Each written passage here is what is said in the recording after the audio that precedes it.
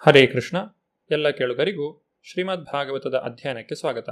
ಶ್ರೀಮದ್ ಭಾಗವತದ ದಶಮ ಸ್ಕಂದದಲ್ಲಿ ಮುಚುಕುಂದನ ಉದ್ಧಾರದ ಕುರಿತಾಗಿ ನಾವು ತಿಳಿದುಕೊಳ್ಳುತ್ತಿದ್ದೇವೆ. ಭಗವಂತನ ದಿವ್ಯ ಮಂಗಳ ರೂಪವನ್ನು ಕಂಡಂತಹ ಮುಚುಕುಂದನು ಭಗವಂತನ ಕುರಿತಾಗಿ ಸ್ತುತಿಯನ್ನು ಮಾಡಲು ಪ್ರಾರಂಭಿಸಿದನು.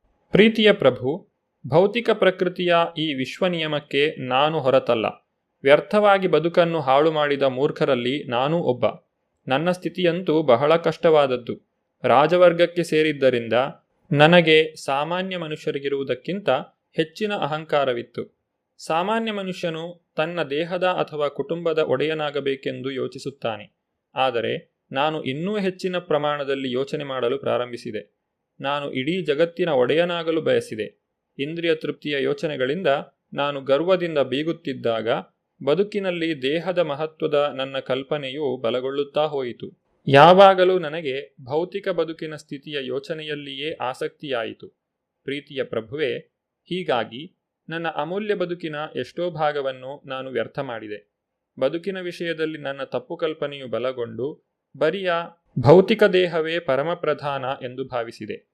ದೈಹಿಕ ಬದುಕೇ ಮುಖ್ಯ ಎನ್ನುವ ಈ ತಪ್ಪು ಭಾವನೆಯಿಂದ ನಾನು ಸೈನಿಕರು, ರಥಗಳು, ಆನೆಗಳು, ಕುದುರೆಗಳು ಇವುಗಳಿಂದ ಕೂಡಿದ ನನ್ನ ಸೈನ್ಯದೊಡನೆ ಪ್ರಪಂಚದಲ್ಲೆಲ್ಲ ಅಲೆದಾಡಲು ಪ್ರಾರಂಭಿಸಿದೆ. ಹಲವಾರು ಸೈನ್ಯಾಧಿಪತಿಗಳ ಸಹಾಯವಿದ್ದು ಅಧಿಕಾರದಿಂದ ಮತ್ತನಾಗಿದ್ದ ನಾನು ಸದಾ ನನ್ನ ಅತ್ಯಂತ ಆಪ್ತನಾದ ಮಿತ್ರನಾಗಿ ನನ್ನ ಹೃದಯದಲ್ಲೇ ನೆಲೆಸಿರುವ ನಿನ್ನನ್ನು ಕಾಣಲಾರದೆ ಹೋದೆ. ನಿನಗೆ ನಾನು ಲಕ್ಷ್ಯವನ್ನೇ ಕೊಡಲಿಲ್ಲ. ಉನ್ನತ ಎಂದು ಕಾಣಿಸಿಕೊಳ್ಳುವ ಭೌತಿಕ ಸ್ಥಿತಿಯ ದೋಷವೇ ಈ ರೀತಿ. ನನ್ನಂತೆಯೇ ಎಲ್ಲ ಜೀವಂತ ಪ್ರಾಣಿಗಳು ಆಧ್ಯಾತ್ಮಿಕ ಸಾಕ್ಷಾತ್ಕಾರದ ವಿಷಯದಲ್ಲಿ ಅಲಕ್ಷ್ಯ ತಾಳುತ್ತಾರೆ. ಸದಾ ಏನು ಮಾಡಬೇಕು, ಇದಾದ ನಂತರ ಏನು ಎಂದು ಯೋಚಿಸುತ್ತಾ ಆತಂಕದಿಂದಲೇ ಇರುತ್ತಾರೆ. ಆದರೆ ಪ್ರಾಪಂಚಿಕ ಬಯಕೆಗಳ ಬಲವಾದ ಬಂಧನದಿಂದಾಗಿ ನಾವು ಹುಚ್ಚಿನಲ್ಲೇ ಮುಂದುವರಿಯುತ್ತೇವೆ. ನಾವು ಪ್ರಾಪಂಚಿಕ ಆಲೋಚನೆಗಳಲ್ಲಿಯೇ ಇಷ್ಟು ಮಗ್ನವಾಗಿದ್ದರೂ ನಿನ್ನ ಮತ್ತೊಂದು ಸ್ವರೂಪವೇ ಆದ ಅನಿವಾರ್ಯವಾದ ಕಾಲವು ಎಚ್ಚರಿಕೆಯಿಂದ ತನ್ನ ಕೆಲಸವನ್ನು ಮಾಡುತ್ತಿರುತ್ತದೆ. ನಿಗದಿಯಾದ ಕಾಲವು ಮುಗಿಯುತ್ತಲೇ ನಮ್ಮ ಪ್ರಾಪಂಚಿಕ ಕನಸುಗಳನ್ನು ನೀನು ಮುಕ್ತಾಯಗೊಳಿಸುತ್ತಿ. ಕಾಲನಾಗಿ ನೀನು ಹಸಿದ ಕರಿಯ ಹಾವು ನಿರ್ದಯವಾಗಿ ಸಣ್ಣ ಇಲಿಯನ್ನು ನುಂಗಿಬಿಡುವಂತೆ ನಮ್ಮ ಎಲ್ಲ ಚಟುವಟಿಕೆಗಳನ್ನು ಕೊನೆಗಾಣಿಸುತ್ತಿ. ಕ್ರೂರ ಕಾಲನ ಕ್ರಿಯೆಯಿಂದಾಗಿ ಬದುಕಿದ್ದಾಗ ಸದಾ ಚಿನ್ನದ ಆಭರಣಗಳಿಂದ ಅಲಂಕೃತವಾಗಿ ಸುಂದರವಾದ ಕುದುರೆಗಳು ಎಳೆಯುವ ರಥದಲ್ಲಿ ಅಥವಾ ಬಂಗಾರದ ಒಡವೆಗಳಿಂದ ಅಲಂಕೃತವಾದ ಆನೆಯ ಮೇಲೆ ಮಾತ್ರ ಹೋಗುತ್ತಿದ್ದ ಅರಸನ ದೇಹವು, ಮಾನವ ಸಮಾಜದ ಅರಸನೆಂದು ಹಾಡಿ ಹೊಗಳುತ್ತಿದ್ದ ದೇಹವು ಕಾಲದ ಪ್ರಭಾವದಿಂದ ಕೊಳೆಯುತ್ತದೆ. ಕ್ರಿಮಿಕೀಟಗಳ ಆಹಾರವಾಗಲು ಯೋಗ್ಯವಾಗುತ್ತದೆ, ಅಥವಾ ಬೂದಿಯಾಗುತ್ತದೆ, ಅಥವಾ ಒಂದು ಪ್ರಾಣಿಯ ಅಮೇಧ್ಯವಾಗುತ್ತದೆ. ಬದುಕಿರುವಾಗ ಸುಂದರವಾದ ದೇಹವು ಸೊಗಸಾಗಿರಬಹುದು. ಆದರೆ ಸತ್ತ ನಂತರ ರಾಜನ ದೇಹವನ್ನು ಯಾವುದಾದರೂ ಪ್ರಾಣಿ ತಿಂದು ಅಮೇಧ್ಯವಾಗಿ ಪರಿವರ್ತಿಸುತ್ತದೆ. ಇಲ್ಲವೇ ಸ್ಮಶಾನದಲ್ಲಿ ಬೆಂಕಿಯಿಂದ ಬೂದಿಯಾಗುತ್ತದೆ, ಅಥವಾ ಅದನ್ನು ಸಮಾಧಿಯಲ್ಲಿಡುತ್ತಾರೆ. ಸಮಾಧಿಯಲ್ಲಿಟ್ಟ ದೇಹದಿಂದ ವಿವಿಧ ಬಗೆಯ ಕ್ರಿಮಿಕೀಟಗಳು ಉತ್ಪನ್ನವಾಗುತ್ತವೆ. ಪ್ರಿಯ ಪ್ರಭುವೇ, ಸತ್ತ ನಂತರ ನಾವು ಈ ಅನಿವಾರ್ಯ ಕಾಲದ ಹಿಡಿತಕ್ಕೆ ಸಿಕ್ಕಿ ಸಂಪೂರ್ಣವಾಗಿ ನಾಶವಾಗುವುದಷ್ಟೇ ಅಲ್ಲ, ಬದುಕಿರುವಾಗಲೂ ಮತ್ತೊಂದು ರೀತಿಯಲ್ಲಿ ನಿಯಂತ್ರಣಕ್ಕೆ ಸಿಲುಕಿರುತ್ತೇವೆ. ಪ್ರಾಪಂಚಿಕ ಬದುಕು ಎಷ್ಟು ಜಟಿಲವೆಂದರೆ, ಬದುಕಿನಲ್ಲಿ ಯಾವುದೇ ರಂಜನೆಯನ್ನು ಪಡೆಯುವ ಮೊದಲು ವ್ಯಕ್ತಿಯು ಬಹಳ ಕಷ್ಟಪಡಬೇಕಾಗುತ್ತದೆ. ಸುಖಾನುಭವಕ್ಕೆ ಸಮಯವೇ ಇರುವುದಿಲ್ಲ. ಯೌವನವನ್ನು, ಎಲ್ಲ ಪ್ರಾಪಂಚಿಕ ಸೌಲಭ್ಯಗಳನ್ನು ಪಡೆಯುವುದಕ್ಕಾಗಿ ವ್ರತ ತಪಸ್ಸುಗಳನ್ನು ಆಚರಿಸಿ ಸ್ವರ್ಗಲೋಕಗಳಿಗೆ ಏರಬೇಕು. ಬಹು ಶ್ರೀಮಂತನಾದ ಕುಟುಂಬದಲ್ಲಿ ಅಥವಾ ಅರಸು ವಂಶದಲ್ಲಿ ಹುಟ್ಟುವ ಅವಕಾಶವು ವ್ಯಕ್ತಿಗೆ ದೊರೆತರೂ ಆ ಸ್ಥಿತಿಯನ್ನು ಕಾಪಾಡಿಕೊಂಡು ಬರುವುದು ಮತ್ತು ಹಲವು ಬಗೆಯ ಯಜ್ಞಗಳನ್ನು ಮಾಡಿ ದಾನಗಳನ್ನು ಕೊಟ್ಟು ಮುಂದಿನ ಬದುಕಿಗೆ ಸಿದ್ಧತೆಯನ್ನು ಮಾಡಿಕೊಳ್ಳುವುದು ಬಹಳ ಕಷ್ಟ.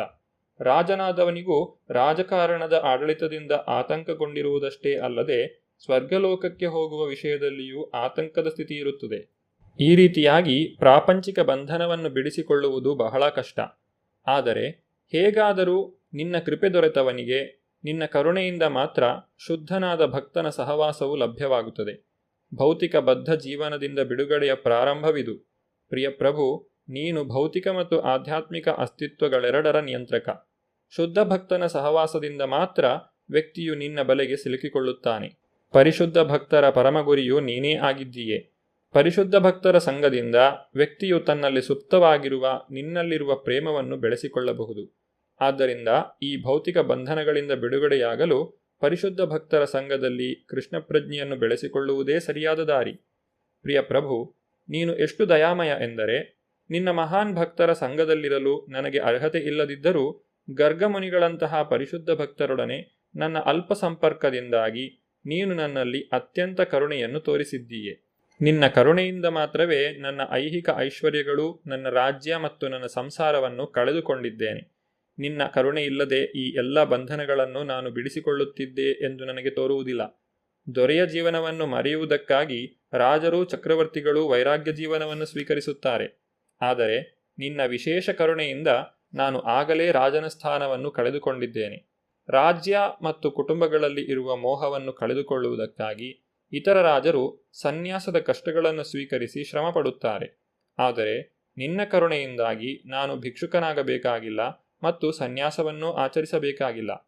ಪ್ರೀತಿಯ ಪ್ರಭು, ಎಲ್ಲ ಬಗೆಯ ಐಹಿಕ ಕಶ್ಮಲಗಳಿಂದ ಬಿಡುಗಡೆ ಹೊಂದಿದ ಪರಿಶುದ್ಧ ಭಕ್ತರ ಆಕಾಂಕ್ಷೆಯಾದ ನಿನ್ನ ಚರಣಕಮಲಗಳ ದಿವ್ಯ ಪ್ರೀತಿಪೂರ್ವಕ ಸೇವೆಯಲ್ಲಿ ನಿರತನಾಗುವುದು ನನಗೆ ಬೇಕು. ನನಗೆ ಅದನ್ನು ಕರುಣಿಸು ಎಂದು ಬೇಡುತ್ತೇನೆ. ನೀನು ದೇವೋತ್ತಮ ಪರಮಪುರುಷ. ಮುಕ್ತಿಯೂ ಸೇರಿದಂತೆ ನಾನು ಏನನ್ನು ಬೇಡಿದರೂ ನೀನು ಕೊಡಬಲ್ಲೆ. ಆದರೆ ನಿನ್ನನ್ನು ಸುಪ್ರೀತಿಗೊಳಿಸಿದ ನಂತರವೂ ಐಹಿಕ ಜಗತ್ತಿನ ಗೊಂದಲಕ್ಕೆ ಕಾರಣವಾಗಬಹುದಾದ ಏನನ್ನಾದರೂ ಬೇಡುವಷ್ಟು ಯಾರು ಮೂರ್ಖರಾಗಿರುತ್ತಾರೆ?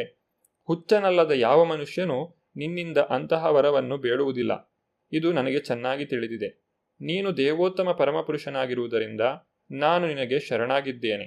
ನೀನು ಪ್ರತಿಯೊಬ್ಬರ ಹೃದಯದಲ್ಲಿರುವ ಪರಮಾತ್ಮನು ಮತ್ತು ನೀನು ನಿರಾಕಾರ ಬ್ರಹ್ಮಜ್ಯೋತಿ. ಅಲ್ಲದೆ ನೀನು ಈ ಭೌತಿಕ ಜಗತ್ತೂ ಹೌದು. ಏಕೆಂದರೆ ಭೌತಿಕ ಜಗತ್ತು ನಿನ್ನ ಬಹಿರಂಗ ಶಕ್ತಿಯ ಅಭಿವ್ಯಕ್ತಿ ಮಾತ್ರ. ಆದ್ದರಿಂದ ಯಾವ ದೃಷ್ಟಿಯಿಂದ ನೋಡಿದರೂ ಪ್ರತಿಯೊಬ್ಬರಿಗೂ ನೀನೇ ಪರಮ ಆಶ್ರಯನು. ಭೌತಿಕ ಮಟ್ಟದಲ್ಲಾಗಲಿ ಆಧ್ಯಾತ್ಮಿಕ ಮಟ್ಟದಲ್ಲಾಗಲಿ ಪ್ರತಿಯೊಬ್ಬರೂ ನಿನ್ನ ಚರಣಕಮಲಗಳಲ್ಲಿ ಆಶ್ರಯವನ್ನು ಪಡೆಯಬೇಕು. ಆದ್ದರಿಂದ ಪ್ರಭುವೇ, ನಾನು ನಿನಗೆ ಶರಣಾಗಿದ್ದೇನೆ. ಅನೇಕಾನೇಕ ಜನ್ಮಗಳಿಂದ ನಾನು ಐಹಿಕ ಬದುಕಿನ ತಾಪತ್ರಯದ ಸಂಕಟಗಳಿಂದ ಕಷ್ಟಪಡುತ್ತಿದ್ದೇನೆ. ನಾನು ಇನ್ನು ತಡೆಯಲಾರೆ. ನನ್ನ ಇಂದ್ರಿಯಗಳು ನನ್ನನ್ನು ಪ್ರಚೋದಿಸಿವೆ. ನನಗೆ ತೃಪ್ತಿ ಎನ್ನುವುದೇ ಇರಲಿಲ್ಲ. ಆದ್ದರಿಂದ ನಿನ್ನ ಚರಣಕಮಲಗಳಲ್ಲಿ ಆಶ್ರಯವನ್ನು ಪಡೆಯುತ್ತಿದ್ದೇನೆ. ನಿನ್ನ ಚರಣಕಮಲಗಳು ಬದುಕಿನಲ್ಲಿ ಎಲ್ಲ ಶಾಂತಿ ಸ್ಥಿತಿಯ ಮೂಲವಾಗಿದೆ. ಭೌತಿಕ ಕಲ್ಮಶದಿಂದ ಉಂಟಾಗುವ ಎಲ್ಲ ಬಗೆಯ ದುಃಖಗಳನ್ನು ನಿವಾರಿಸಬಲ್ಲವು. ಪ್ರಿಯ ಪ್ರಭುವೇ, ನೀನು ಎಲ್ಲರ ಪರಮಾತ್ಮ. ನೀನು ಎಲ್ಲವನ್ನೂ ತಿಳಿದುಕೊಳ್ಳಬಲ್ಲೆ. ನಾನು ಐಹಿಕ ಬಯಕೆಯ ಎಲ್ಲ ಕಶ್ಮಲಗಳಿಂದ ಬಿಡುಗಡೆಯಾಗಿದ್ದೇನೆ. ನಿನ್ನಲ್ಲಿ ಆಶ್ರಯವನ್ನು ಪಡೆದು ನಾನು ಯಾವುದೇ ಕ್ಷೋಭೆಯಿಲ್ಲದೆ ಸಂಪೂರ್ಣವಾಗಿ ಶಾಂತಿಯನ್ನು ಪಡೆಯುತ್ತೇನೆ. ಇದು ನನಗೆ ಚೆನ್ನಾಗಿ ತಿಳಿದಿದೆ. ಆದ್ದರಿಂದ ಈ ಭೌತಿಕ ಜಗತ್ತಿನಲ್ಲಿ ಸುಖಪಡಬೇಕೆಂದಾಗಲಿ, ನಿನ್ನ ಆಧ್ಯಾತ್ಮಿಕ ಪ್ರಭೆಯಲ್ಲಿ ಲೀನವಾಗಬೇಕೆಂದಾಗಲಿ, ಪರಮಾತ್ಮನ ಅಂತರ್ಲಕ್ಷಣವನ್ನು ಕುರಿತು ಧ್ಯಾನ ಮಾಡಬೇಕೆಂದಾಗಲಿ ನಾನು ಬಯಸುವುದಿಲ್ಲ. ಮುಚುಕುಂದನ ಮಾತುಗಳನ್ನು ಕೇಳಿದಂತಹ ಶ್ರೀಕೃಷ್ಣನು ಈ ರೀತಿಯಾಗಿ ನುಡಿದನು. ಪ್ರಿಯ ರಾಜನೇ, ನಿನ್ನ ಮಾತುಗಳಿಂದ ನನಗೆ ಬಹಳ ಸಂತೋಷವಾಗಿದೆ. ನೀನು ಈ ಲೋಕದ ಎಲ್ಲ ರಾಜ್ಯಗಳ ಪ್ರಭುವಾಗಿದ್ದೀಯೆ. ಆದರೂ ಈಗ ನಿನ್ನ ಮನಸ್ಸು ಎಲ್ಲ ಭೌತಿಕ ಕಶ್ಮಲಗಳಿಂದ ಬಿಡುಗಡೆ ಹೊಂದಿದೆ. ಇದನ್ನು ಕಂಡು ನನಗೆ ಆಶ್ಚರ್ಯವಾಗಿದೆ. ಭಕ್ತಿಪೂರ್ವಕ ಸೇವೆಯನ್ನು ಸಲ್ಲಿಸಲು ನೀನು ಅರ್ಹನಾಗಿದ್ದೀಯೆ. ಯಾವ ವರವನ್ನಾದರೂ ಬೇಡು ಎಂದು ನಾನು ನಿನಗೆ ಅವಕಾಶವನ್ನು ಕೊಟ್ಟರೂ ನೀನು ಐಹಿಕ ಲಾಭವಾಗುವಂತೆ ಆ ಅವಕಾಶವನ್ನು ಬಳಸಿಕೊಳ್ಳಲಿಲ್ಲ. ಇದರಿಂದ ನಾನು ಬಹಳ ಸುಪ್ರೀತನಾಗಿದ್ದೇನೆ. ಈಗ ನಿನ್ನ ಮನಸ್ಸು ನನ್ನಲ್ಲಿಯೇ ನೆಲೆಸಿದೆ. ಯಾವುದೇ ಭೌತಿಕ ದೋಷದಿಂದ ಪ್ರಕ್ಷುಬ್ಧವಾಗಿಲ್ಲ. ಇದನ್ನು ನಾನು ಅರ್ಥ ಮಾಡಿಕೊಳ್ಳಬಲ್ಲೆ. ಭೌತಿಕ ಗುಣತ್ರಯಗಳು ಸಾತ್ವಿಕ, ರಾಜಸ ಮತ್ತು ತಾಮಸ. ಮನುಷ್ಯನು ರಾಜಸ ಮತ್ತು ತಾಮಸ ಗುಣಗಳ ಬೆರಕಿಯಲ್ಲಿ ಸಿಕ್ಕಿಕೊಂಡಾಗ ಬಗೆ ಬಗೆಯ ಕೊಳಕಿನಿಂದ ಮತ್ತು ಬಯಕೆಗಳಿಂದ ಪ್ರಚೋದಿತನಾಗುತ್ತಾನೆ. ಈ ಭೌತಿಕ ಜಗತ್ತಿನಲ್ಲಿ ನೆಮ್ಮದಿಯನ್ನು ಪಡೆಯಲು ಪ್ರಯತ್ನಿಸುತ್ತಾನೆ. ಅವನು ಸಾತ್ವಿಕ ಗುಣವನ್ನು ಹೊಂದಿದಾಗ ಹಲವು ಬಗೆಯ ವ್ರತಗಳು ಮತ್ತು ನಿಯಮಗಳಿಂದ ತನ್ನನ್ನು ಪರಿಶುದ್ಧಗೊಳಿಸಿಕೊಳ್ಳಲು ಪ್ರಯತ್ನಿಸುತ್ತಾನೆ. ವ್ಯಕ್ತಿಯು ಭಗವಂತನ ಚರಣಕಮಲಗಳಿಗೆ ಸೇವೆ ಸಲ್ಲಿಸಬೇಕೆಂದು ಮಾತ್ರ ಬಯಸಿದಾಗ ಆತನು 3 ಪ್ರಕೃತಿಯ ಗುಣಗಳನ್ನು ಮೀರುತ್ತಾನೆ. ಕೃಷ್ಣ ಪ್ರಜ್ಞೆ ಇರುವ ಪರಿಶುದ್ಧ ಮನುಷ್ಯನು ಯಾವಾಗಲೂ ಭೌತಿಕ ಗುಣಗಳಿಂದ ಮುಕ್ತನಾಗಿರುತ್ತಾನೆ. ಪ್ರಿಯ ಅರಸನೇ, ನೀನು ಭಕ್ತಿಪೂರ್ವಕ ಸೇವೆಯಲ್ಲಿ ಎಷ್ಟು ಮುನ್ನಡೆದಿದ್ದೀಯೆ ಎಂದು ಪರೀಕ್ಷೆ ಮಾಡಲು ಮಾತ್ರ ನಾನು ಯಾವ ವರವನ್ನಾದರೂ ಕೊಡುತ್ತೇನೆ ಎಂದು ಹೇಳಿದೆ. ಭೌತಿಕ ಪ್ರಪಂಚದ ಯಾವುದೇ ಬಗೆಯ ದುರಾಸೆ ಅಥವಾ ಕಾಮದಿಂದ ನಿನ್ನ ಮನಸ್ಸು ತಳಮಳಗೊಂಡಿಲ್ಲ. ನೀನು ಪರಿಶುದ್ಧ ಭಕ್ತರ ವೇದಿಕೆಯನ್ನು ತಲುಪಿದ್ದೀಯೆ. ಇದನ್ನು ನಾನು ಅರ್ಥ ಮಾಡಿಕೊಂಡಿದ್ದೇನೆ. ಇಂದ್ರಿಯಗಳ ನಿಯಂತ್ರಣದಿಂದ ಉತ್ಕರ್ಷವನ್ನು ಸಾಧಿಸಲು ಪ್ರಯತ್ನಿಸುತ್ತಿರುವ ಮತ್ತು ಪ್ರಾಣಾಯಾಮದ ಅನುಷ್ಠಾನದಿಂದ ನನ್ನನ್ನು ಧ್ಯಾನಿಸುವ ಯೋಗಿಗಳು ಸಹ ಭೌತಿಕ ಬಯಕೆಗಳಿಂದ ಇಷ್ಟರ ಮಟ್ಟಿಗೆ ಮುಕ್ತರಾಗಿರುವುದಿಲ್ಲ. ಆಕರ್ಷಣೆ ಉಂಟಾಗುತ್ತಲೇ ಇಂತಹ ಯೋಗಿಗಳು ಐಹಿಕ ವೇದಿಕೆಗೆ ಪತನಗೊಳ್ಳುತ್ತಾರೆ. ಇದನ್ನು ನಾನು ಅನೇಕ ಬಾರಿ ನೋಡಿದ್ದೇನೆ. ಭಗವಾನ್ ಶ್ರೀಕೃಷ್ಣನು ಮುಚುಕುಂದನಿಗೆ ಯಾವ ರೀತಿಯಾಗಿ ಅನುಗ್ರಹ ಮಾಡಿದನು ಎಂಬುದನ್ನು ನಾವು ಮುಂದಿನ ಸಂಚಿಕೆಯಲ್ಲಿ ನೋಡೋಣ. ಧನ್ಯವಾದಗಳು. ಹರೇ ಕೃಷ್ಣ.